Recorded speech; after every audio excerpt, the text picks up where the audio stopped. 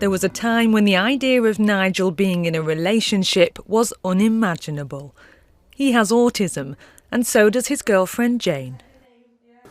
We normally help each other, make brews for each other. When she's not well, I go and get her a present and make her feel better. They live in a house on the Wirral, supported by a team of staff who help them live independently. He used to live at Calderstones, a learning disability hospital in Lancashire. I felt really trapped and I wasn't getting enough freedom. And I'm really glad I'm here now, not at Calderstones. He says there were times when staff would physically restrain him. Their arms, our arms, like the back of us, and they would push our head down like. Nigel left Calderstones in 2013.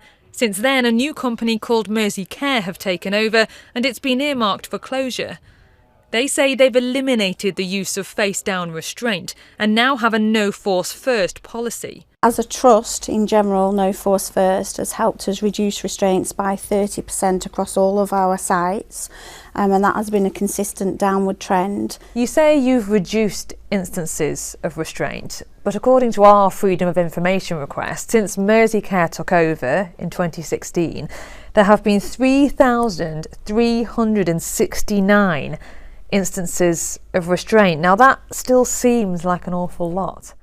Yeah, I agree, that is an awful lot. We are still on a journey and we are still actively working to try to reduce restraint. I think we would all want it to be zero. That's why in Mersey Care we do everything we can to make sure it's a very last resort. Nigel spent 14 years in Calderstones Hospital, and figures obtained by ITV News show of the 101 inpatients they currently have, 57 have been there for more than 5 years, and nearly a quarter have been there for more than 10.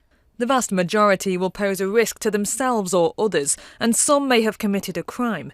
But former Care Minister Norman Lamb says people with learning disabilities and autism shouldn't be locked up for so long. If an ordinary individual, you or I, commits a crime, we serve our sentence and then we are free to live the rest of our lives. It shouldn't be right, simply because someone's got a learning disability, that they are kept under lock and key for the rest of their lives for exactly the same offence as someone else has committed. And while there'll always be the need for a handful of secure beds, the charity Autism Together believes more needs to be done to stop people reaching crisis point in the first place. What we need to bear in mind is that places like Calderstones, whilst they did have some value in terms of assessing people's needs, they just held on to people for far too long. So what we're looking at doing here is building a new assessment service, and that assessment service is designed to understand the causes of people's behaviours before those behaviours become so extreme that people need hospitalisation. Claire believes her son was one step away from offending and ending up in an institution. He'll usually be swearing first, then he'll be getting louder and louder, and then eventually it will be physical aggression. Joseph's personality disorder and autism can be difficult to manage. To watch both fists, pummeling someone, trying to bite them, spit the language, ripping his door off. I was stood there devastated, but we got past it without medication and without restraint. How frightened have you been about Joseph ending up in institutional care? Terrified that I'd never see him again. He'd be on medication within a week. There'd be restraints. That's not a life.